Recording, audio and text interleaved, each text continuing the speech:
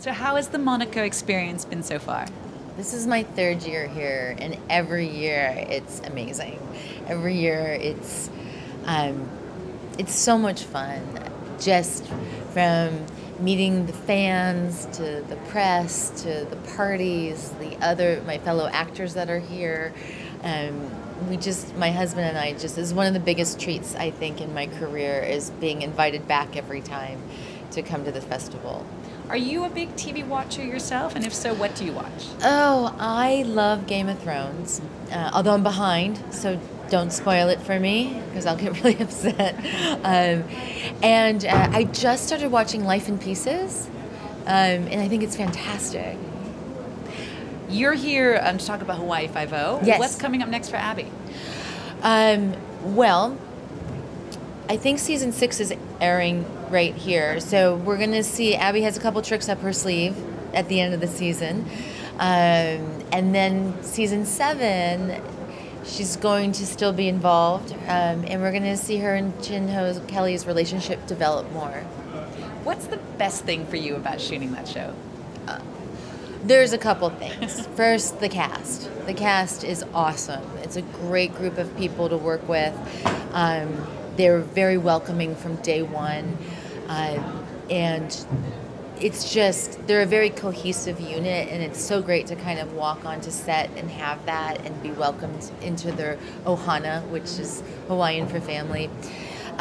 Shooting in Hawaii is one of the most amazing places I've ever filmed.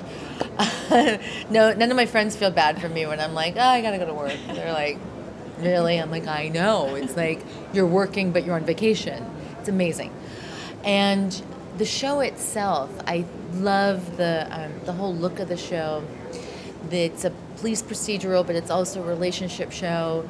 It's very slick. I love the oversaturation of colors, and it's entertainment. And it's action-packed entertainment, and you really see that when you watch the show. And I was a fan of the show before I joined it, so it's just, for me, being a part of such a legacy is a real pleasure. Were you a fan of the original version? I was, too. I watched that one growing up. So, I mean, it's a legacy show. It's a show that everybody knows, and it's great to be a part of something that, like, you say Hawaii Five-0, no matter where you are in the world, everybody knows the show. I read something interesting about you when I was prepping the interview. Apparently you were told as a teenager that you would never be an actress? Well, I was told by a really bad teacher that I would never make it as an actress because I had a terrible speaking voice. It's a really bad teacher. Yeah, it showed her. Yeah. I still have the little, because it was at a summer program before, between my junior and senior year of high school, and I still have the little report card, and I always kept it because it just really, I was just like, and I was smart enough to know at that age, the thing that makes you unique is the thing that people either love about you or they hate about you, and I've always had a unique voice, and it's like people either love it or they hate it, and it was like, good for you. But I mean, what a bad teacher. I mean, seriously, I was 16 years old. How do you tell a 16-year-old, you're never going to do it? Bad teacher. You've done so many different guest roles, other recurring roles on other TV shows. Do you have one particular memory of another show that you loved apart from Hawaii Five-0? Yeah, my time on Desperate Housewives was a very special time for me.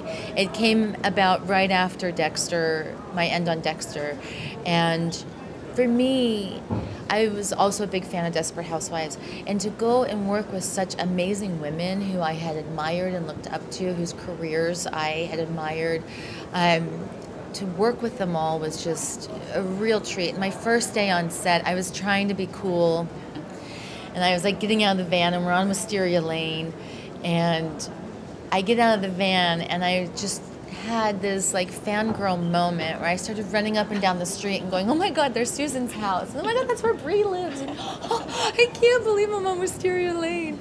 And I remember Terry Hatcher just started laughing, and she's like, it's so refreshing. Because they were in their 6th season as well. And she's like, it's so refreshing to have somebody come on our show and be so excited. And I was like, and then I found out that Bree's house was just a facade, and that's where craft service was. And I was like, no, wait, Where's the interior? It was on stage. But it like really freaked me out that I would have to go to Bree's house for craft service. That's great. Thank you very much. Thank you. That's a funny story.